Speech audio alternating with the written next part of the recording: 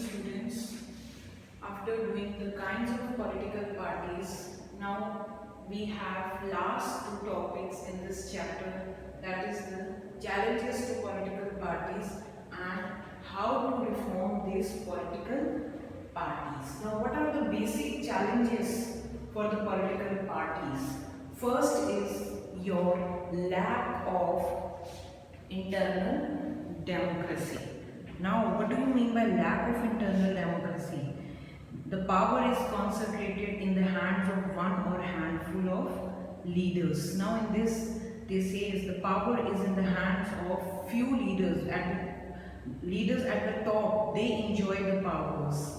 Membership registers are not maintained. Do not conduct internal elections regularly. Means they do not conduct any internal elections to check their own political parties.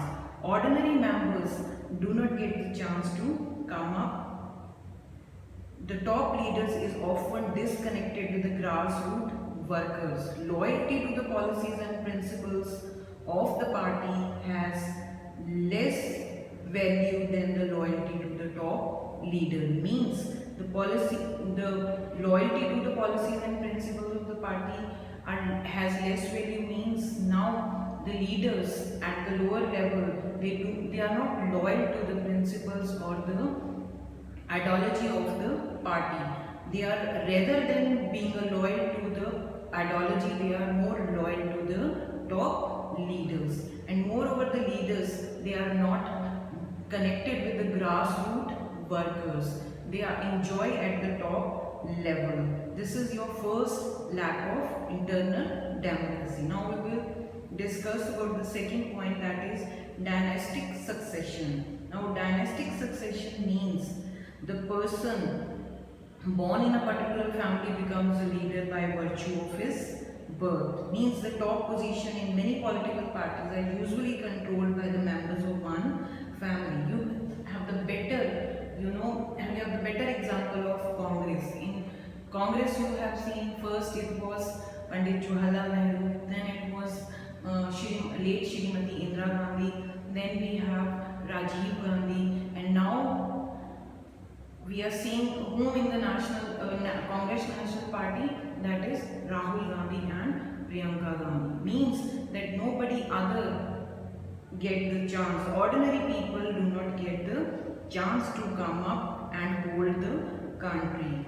Not the sign of healthy democracy. It means that it is not the sign of healthy democracy. Only one family is holding control on the whole country.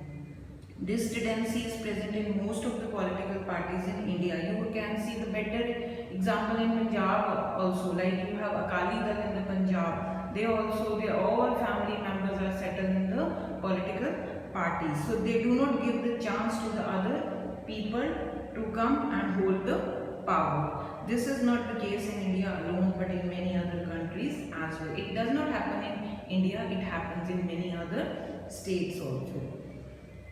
Money and muscle power. This is your third point. Money and muscle power. Students, listen carefully. A political party leaves no stone unturned to win the elections.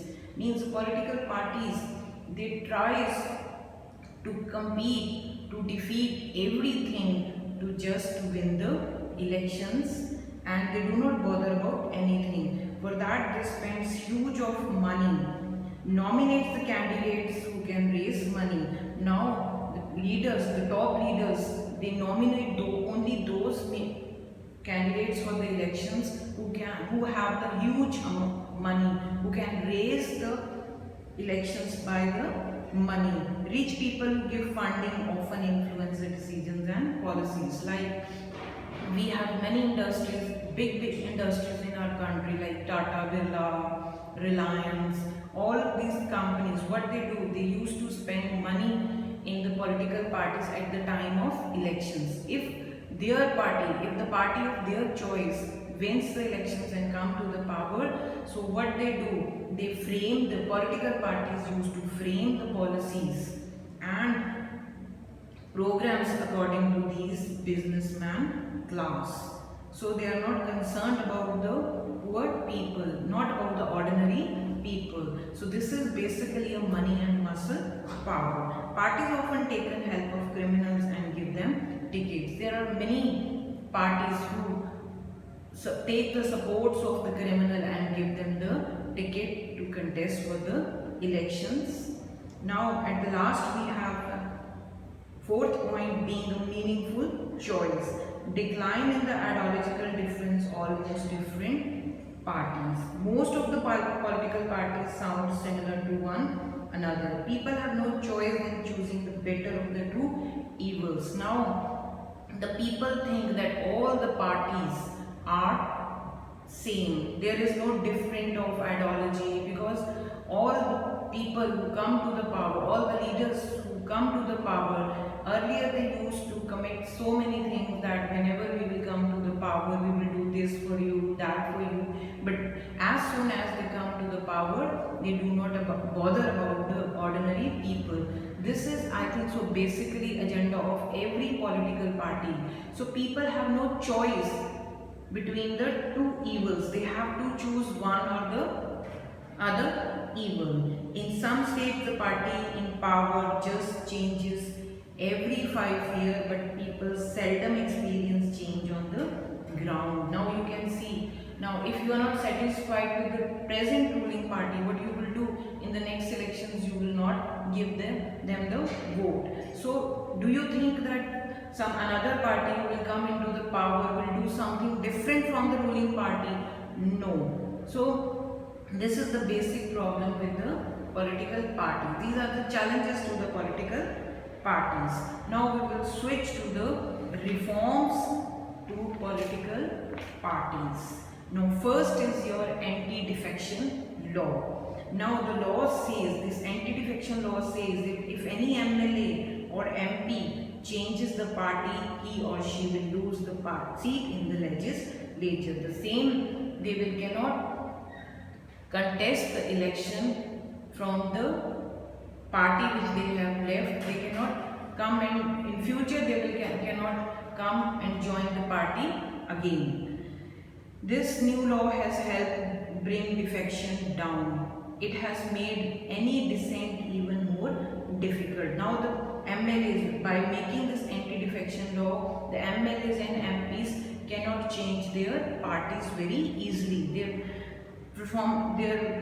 process is quite difficult.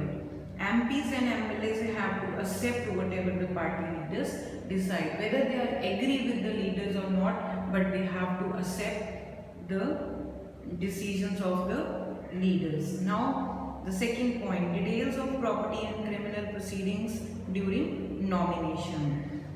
Now what we have seen, the new reform in the political parties. Earlier this reform was not introduced, but now it has been introduced.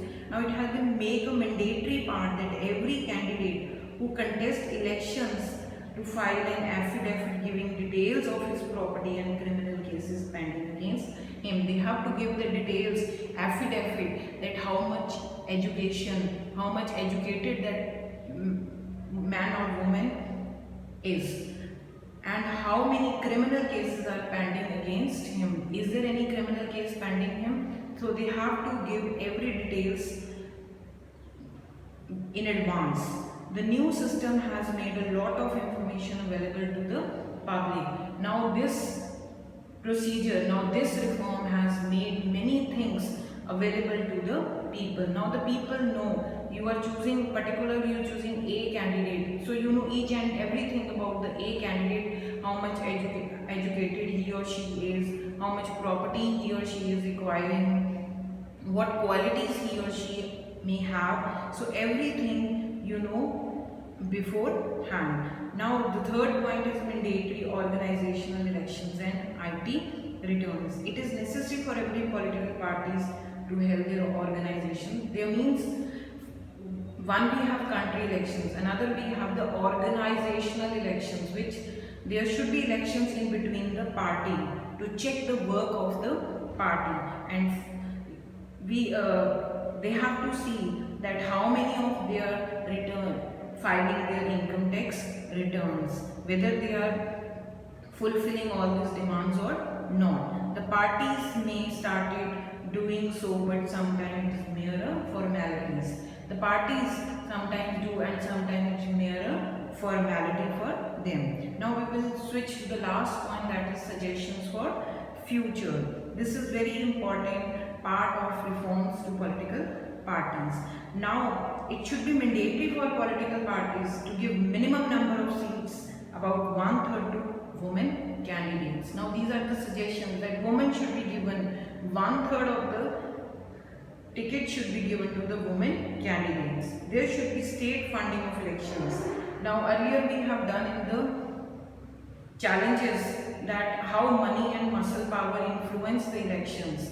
Now to bring the reform in that form, what they did, that the state or the center has to give funds to their parties during the time of elections, like their expenditure on petrol, paper, telephone. This should be taken care by the government, so that they should not take the money from the big business class. People can put pressure on political parties.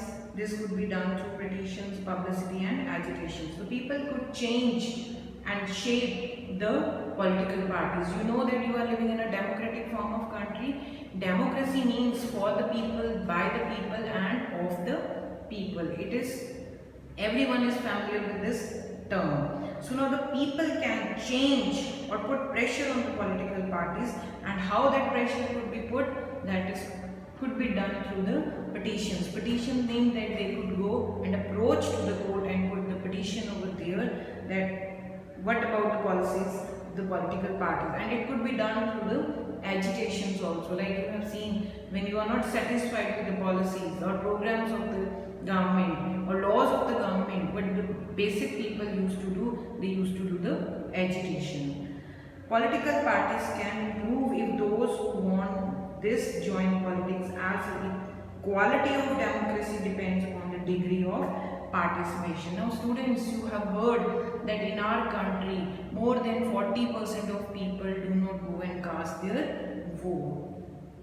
So this is the major drawback. So how we have to reform this, that if we want the political parties to work according to our wish, then we have to actively participate in the politics. So this is the end of this chapter.